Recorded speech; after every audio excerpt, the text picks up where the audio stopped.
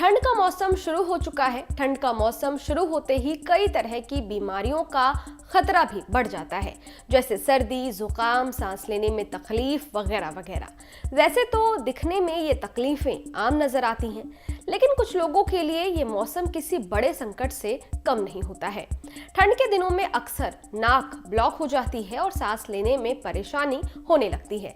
कई लोगों को ठंड में घबराहट भी महसूस होने लगती है। जिन लोगों को अस्थमा या रेस्पिरेटरी डिजीज यानी फेफड़ों से जुड़ी समस्याएं होती हैं, उनके लिए सर्दियों में आसानी से सांस ले पाना एक बड़ी चुनौती बन जाता है।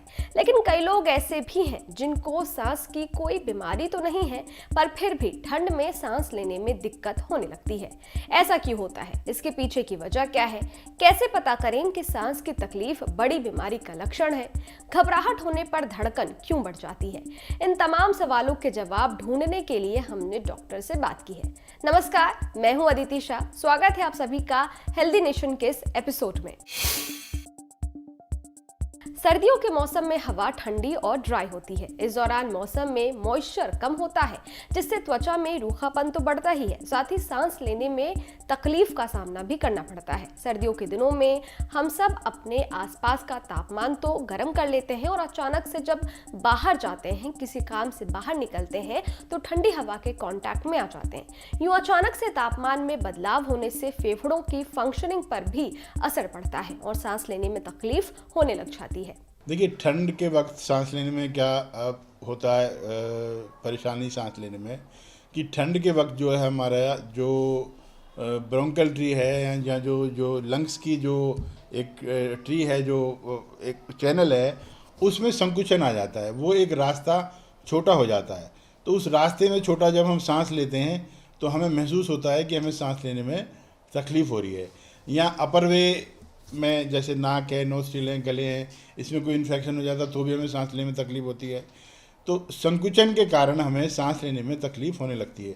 और जिन लोगों को सांस की बीमारी है, जैसे अस्थमा है, क्रोनिक ऑब्स्ट्रक्टिव एयरवे डिजीज़ है, उन लोगों को ये परेशानी ज़्यादा हो जाती है। हमारी बॉडी में जितने भी ऑर्गन्स या मांसपेशियां हैं, उन्हें ऑक्सीजन की ज़रूरत होती है और ये ऑक्सीजन की ज़रूरत पूरी होती है हमारे फेफड़ों से। जब हमें सांस लेने में तकलीफ होती है तो ऑक्सीजन सही तरीके से हमारी बॉडी में नहीं पहुंच पाता है। ऐसे में हार्ट शरीर में ऑक्सीजन की कमी को पूरा करने की कोशिश करने लगता है। हार्ट ज़्यादा बार पंप होता है और हमें दिल की धड़कन ज़्यादा बार महसूस होने लगती है, क्योंकि ऑक्सीजन की डिमांड को लंग्स की जगह हार्ट पूरा करने की कोशिश करने लगता है। देखिए, वही मैंने बताया कि जो सांस की नलियां हैं या जो धमनियां हैं, उसमें संकुचन हो जाता है। और आप देखें, किसी भी चीज़ में मान लो हम एक बोलते हैं, बोलने के वक्त भी अगर हमारे लिप्स छोटे हो जाएं या हम एक सीटी जैसी आवाज़ आती है, तो एक विसिल जैसी आवाज़ है, जो वहाँ से सांस निकल रही है और संकुचन है, तो वहाँ से हमारी जो सांस आती जाती है, तो हमें एक विसल या सीटी जैसी आवाज़ भी सुनाई देने लगती है। अगर हम शांत वातावरण में बैठें तो वहाँ वो आवाज़ हमें ज़्यादा सुनाई देगी।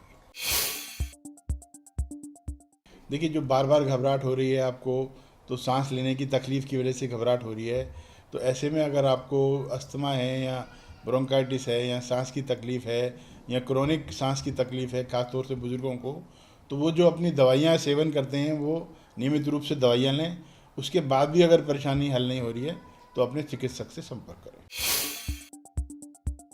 देखिए, अगर आपकी सांस की तकलीफ़ जो है वो बढ़ती जा रही है, मान लो कभी कभी आपको सांस की तकलीफ़ होती है जब आप एक नया काम करते हैं, एक भारी काम करते हैं, तो सांस की तकलीफ़ होती है। एक बार आपको होती है कि आप अपना रूटीन काम करते हैं या थोड़ा चलते हैं, उसमें सांस की तकलीफ़ होती है। एक ऐसी स्थिति आती है कि आप बैठे भी हुए हैं या थोड़ा अपनी डेली एक्टिविटीज़ कर रहे हैं तो भी आपको सांस में तकलीफ़ हो रही है। तो अगर आप अपना रूटीन वर्क कर रहे हैं और उसमें भी आपको सांस की तकलीफ़ हो रही है, तो एक ये घटना का सबब है कि आपको तुरंत अपने चिकित्सक से संपर्क करना है। देखिए, अगर आपको क्रोनिक या लंबी सांस की बीमारी है तो आपको कुछ दवाई प्रिस्क्राइब की जाती हैं। वो दवाई आपको नियमित रूप से लेनी है। और सर्दियों में अगर आपको प्रॉब्लम बढ़ जाती है तो कुछ और दवाइयाँ आपको ऐड कर दी जाती हैं, बढ़ा दी जाती हैं। तो उन दवाइयों का आप नियमित सेवन करेंगे तो आपको सांस की तकलीफ़ ज़्यादा आएगी नहीं और ज़्यादा बढ़ने वाली जो परेशानी है उससे बचा जाएगा। तो सुना आपने डॉक्टर साहब ने क्या कहा। ठंड में सांस लेने में तकलीफ कई वजह से हो सकती है, लेकिन अगर आप रूटीन वर्क कर रहे हैं और इस बीच आपको सांस लेने में लगातार दिक्कत हो रही है तो फौरन डॉक्टर से मिलें। कैसी लगी आपको हमारी ये जानकारी, कमेंट बॉक्स में जरूर बताएं। हेल्थ और फिटनेस से जुड़ी तमाम जानकारियों के लिए देखते रहें न्यूज़ नेशन। शुक्रिया।